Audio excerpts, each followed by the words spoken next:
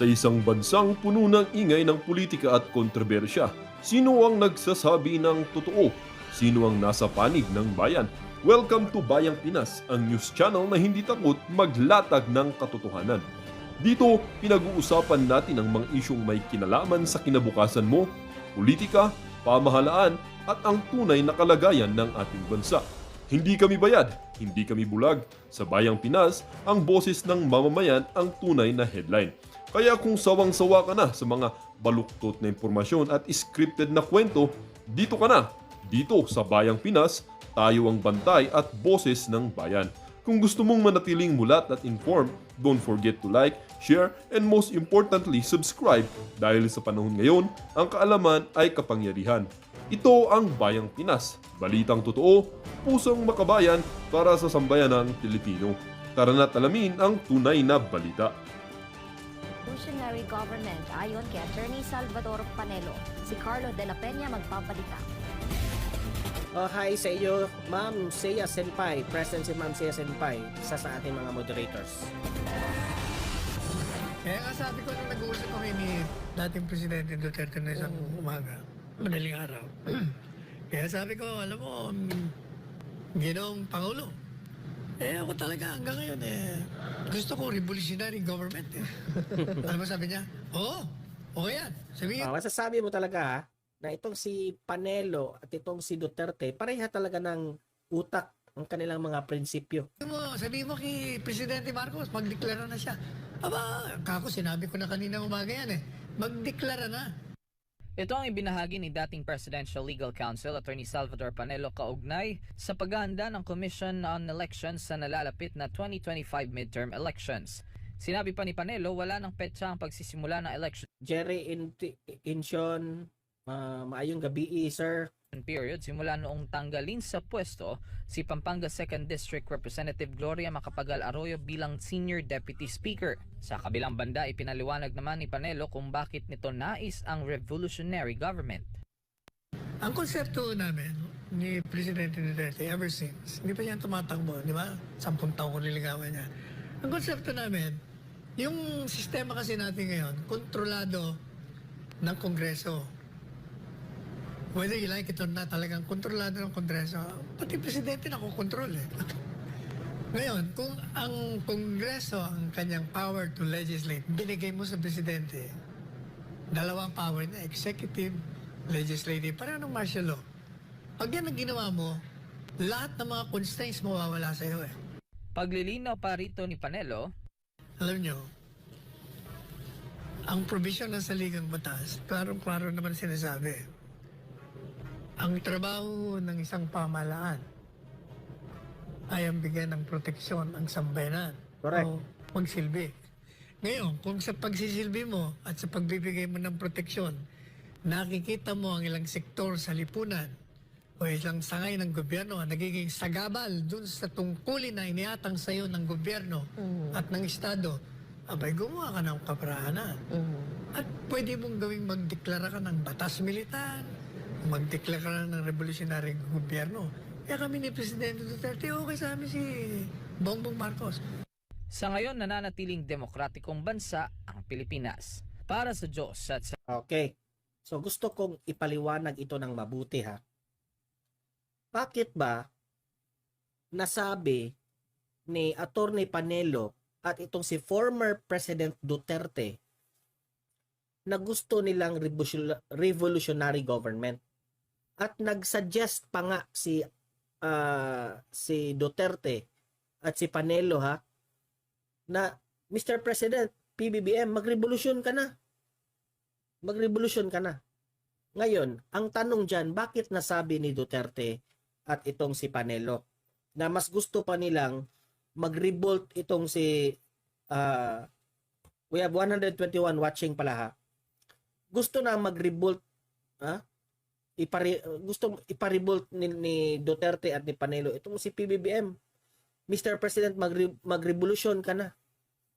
Ang tanong dyan, bakit nasabi nila yan? Anong nasa revolusyon? Para daw yung martial law. Unang-una,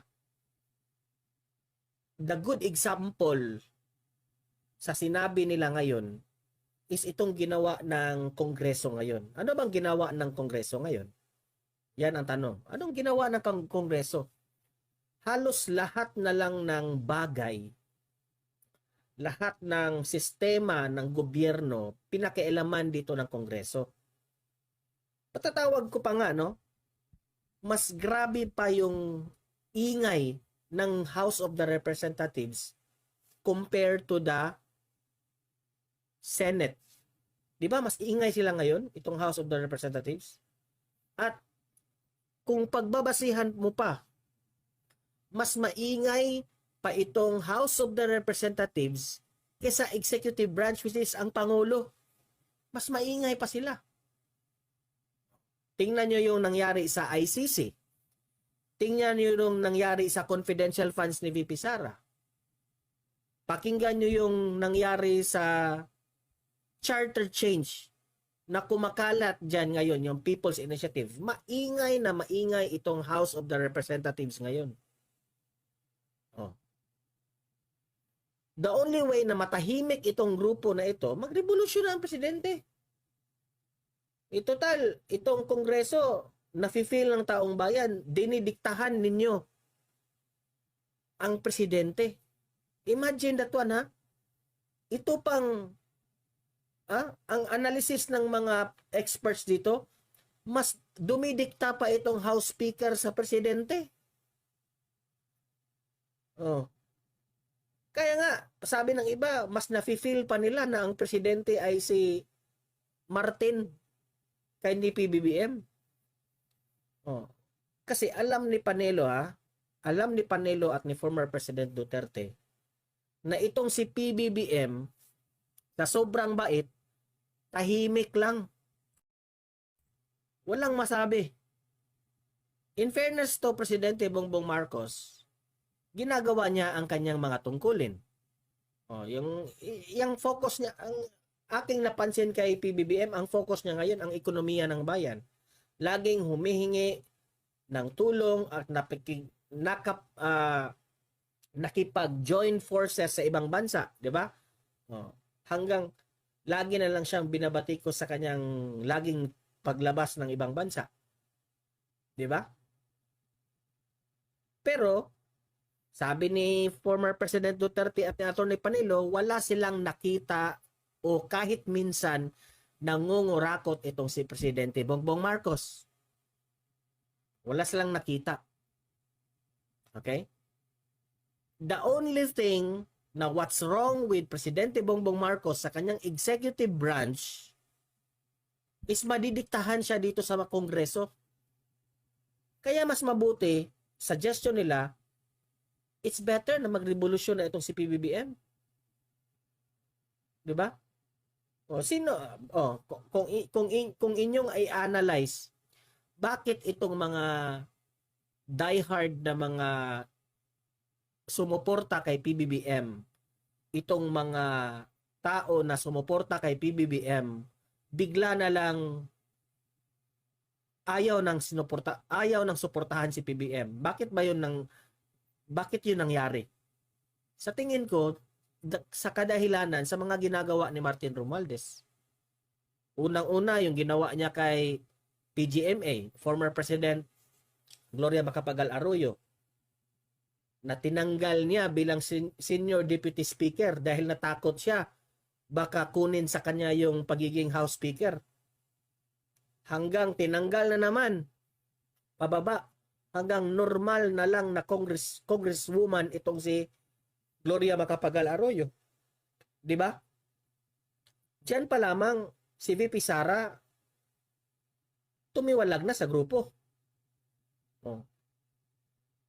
In fairness to Presidente Bongbong Marcos, ang lahat ng mga kaguluhan dito sa politika, hindi naman nanggaling kay PBBM, nanggaling dito sa Congress. Nanggaling sa Congress.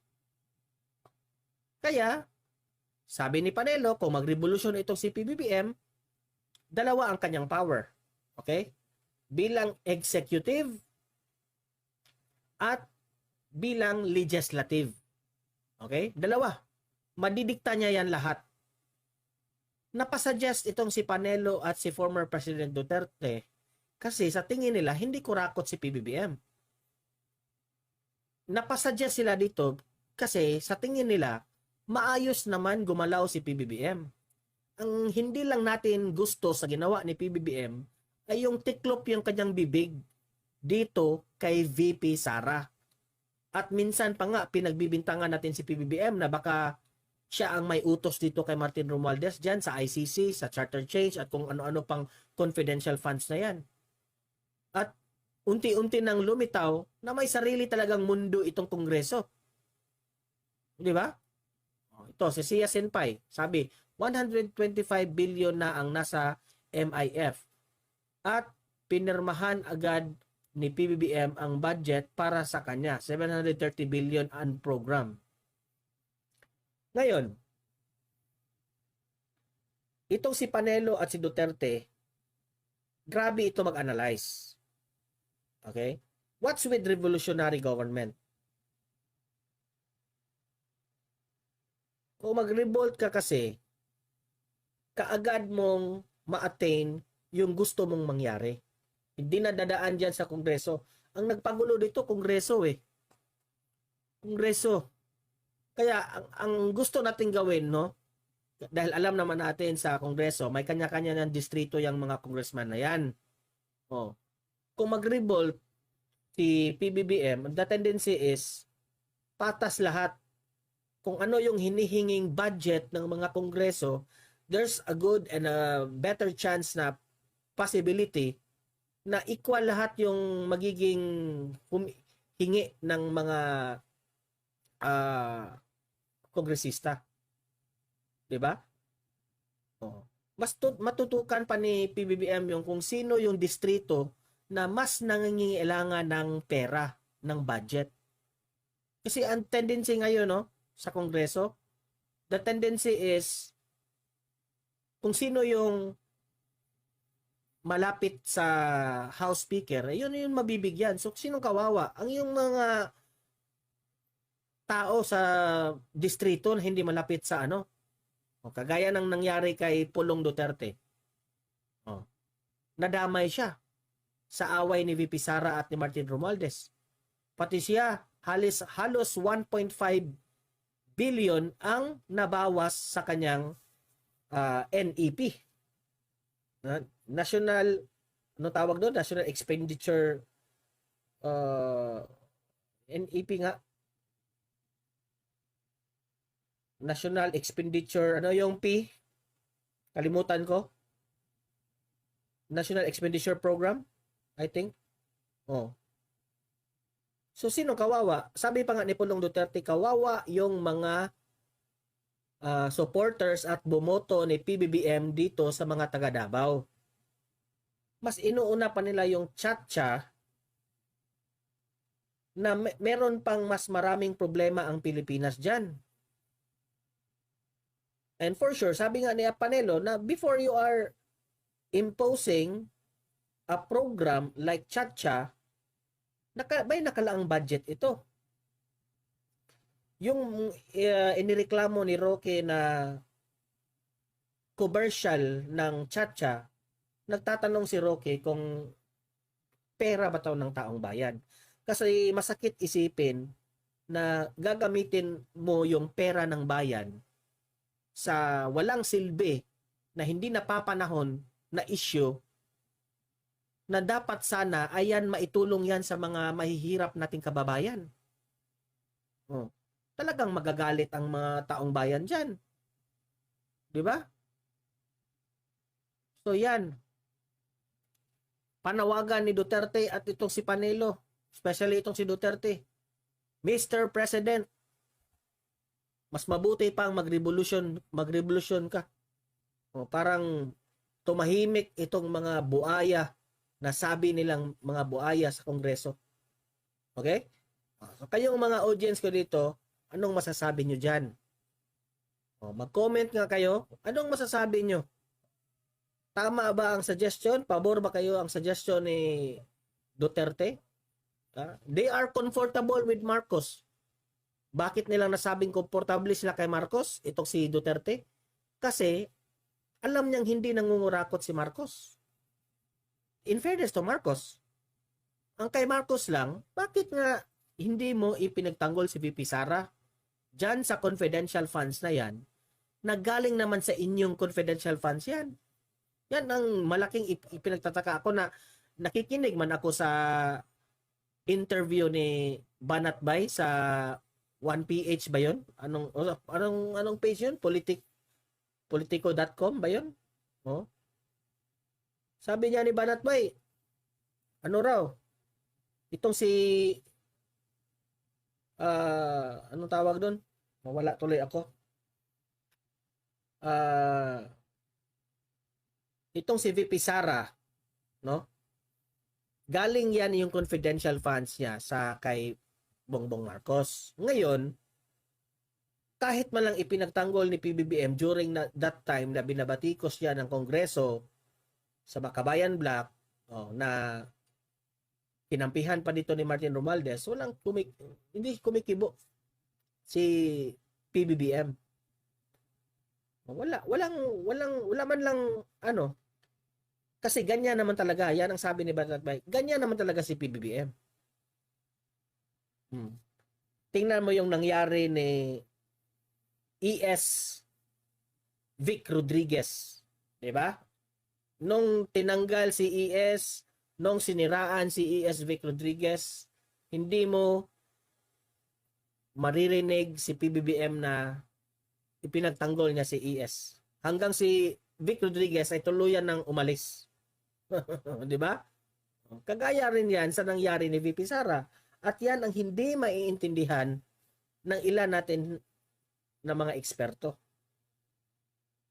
Sina Attorney Panelo, sina Banat Bay, yan na, magaling yan mag-analyze eh. Hindi ko talaga maintindihan.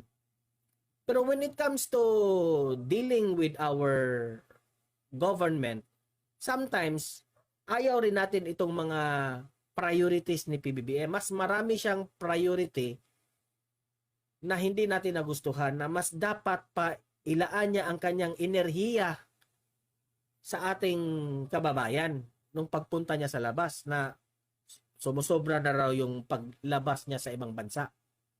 Diba? Si SN5, 40 likes pa lang tayo. Please like pa more. Like pa raw. Nire-remind na kayo ni SN5. 123 watching. Marnaves, hello po. Okay? So, comment nga kayo. Mag-comment kayo. Okay? So, ngayon, lumabas itong balita na sa mainstream media na ito raw si Presidente Bongbong Marcos ay may task kay VP Sara. Specifically sa DepEd. May task siyang ipapagawa sa DepEd at kay VP Sara. Okay? So, nung nakita ko yung balita na yon, talagang in-stalk ko yung page ni Bongbong Marcos sa Facebook. At doon nakita ko na talagang nagkaharap si VP Sara at itong si Presidente Bongbong Marcos. Yes, nagkaharap sila. Okay, ipapakita ko yung picture na yan. Ipapakita ko yan. At kayo nang magdesisyon kung si VP Sara ba yun. Kasi medyo natakpan siya sa isang DepEd na mga tauhan. Okay? So, i-play natin itong balita na ito at let's analyze.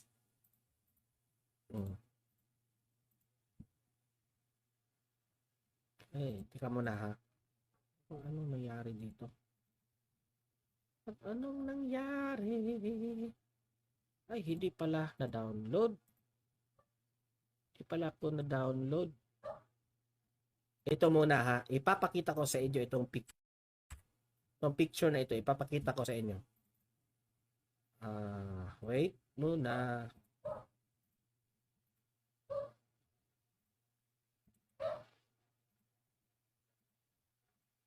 Ayan. Ayang picture na yan. Ayan. Okay? Yan ang picture na si VP Sara at si Bongbong Marcos ay nagkaharap. Ayan. Itong si Presidente Bongbong Marcos nandito sa right at nasa left si VP Sara, no? Hindi mo makikita diyan si VP Sara. If you will count, no? If you will count sa upuan nila ni VP Sara, hindi yan si Abalos ha. Wag kayong mag-count sa upuan ni Benhur Abalos. Mag-start kayo sa babae na nasa dulo. Okay? Nandyan sa lead wall. Okay? When you start counting the upuan, yung members na nakaupo, 1, 2, at merong number 3 na parang tinakpan. Parang tinakpan. Sa palagay ko si VP Sara yan, no? Klarong-klaro yan. Yung tinakpan ng lalaki. Before Benhur Abalos, ha? Kasi klarong-klaro yan, no? Benhur Abalos yung naka-eyeglasses. Di ba? Correct me if I'm wrong. Si VP Sara ba yan? Sige nga, mag-comment kayo. Oh, si VP Sara yan. Yung nakaganon, naka-lean back sa kanyang chair. Buhok yan ni VP Sara, no? I think. At si PBBM yung nakaharap. Kaya gusto ko sana i-download yung balita sa UNTV. Okay? Para ipakita ko sa inyo na talagang merong task na ibinigay itong si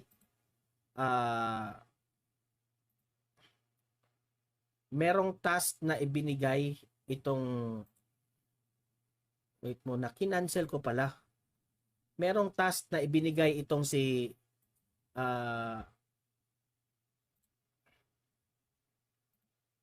merong task na ibinigay itong si PBBM kay VP Sara. Ayan, i-download ko muna para ipakita ko sa inyo. Okay? Kasi hindi ako maniniwala na si VP Sara ay hindi pupunta sa Malacanang. Talagang haharapin niya yan. Kasi this is an issue na task talaga na ipagawa nila kay sa DepEd. So VP Sara must be present. Okay? Dapat present siya in respect to Presidente Bongbong Marcos.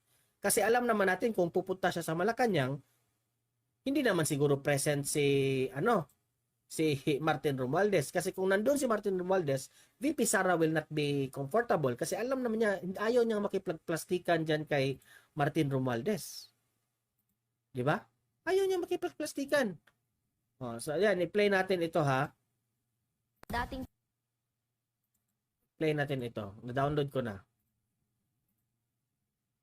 President Ferdinand Marcos Jr. directed the Department of Education or DepEd to continue Ayan, efforts nandyan to pala si improve VP Sara. the country's performance. Di ba? Klarong-klaro. Uulitin ko itong video. President Ferdinand Marcos Jr. directed the Department of Education or DepEd Ayan. Di ba? Yun yung nasa picture. Si VP Sara. Nakaharap talaga si VP Sara at si PBBM. So, yung bumabatikos na nag-away na raw si VP Sara at si PBBM, siguro may gap na. No? Pero professionally, believe ako kay VP Sara. Kahit meron ng hidwaan itong dalawa, pumunta talaga si VP Sara sa Malacanang. to continue efforts to improve the country's performance in the Program for International Student Assessment or PISA. During a sectoral meeting in Malacanang, President Marcos wanted DepEd to focus on improving teachers' teaching quality and competency, nutrition, addressing campus bullying, and aiding teachers on specializations. Kaya talagang si President, ang instruction niya, tutukan natin yung teacher support and teacher quality, yung bullying sa school, at saka yung nutrition. So it's more about what we can do moving forward so we can improve the performance of our students. According to the latest PISA results, the Philippines has remained consistent, neither improving nor regressing, with only a single digit insignificant changes in the subject areas of mathematics, reading, and science from 2018 to 2022, despite the COVID-19 pandemic. DepEd Undersecretary Michael Powa raised the President's directive on the need to update teachers' know-how with regard to technology.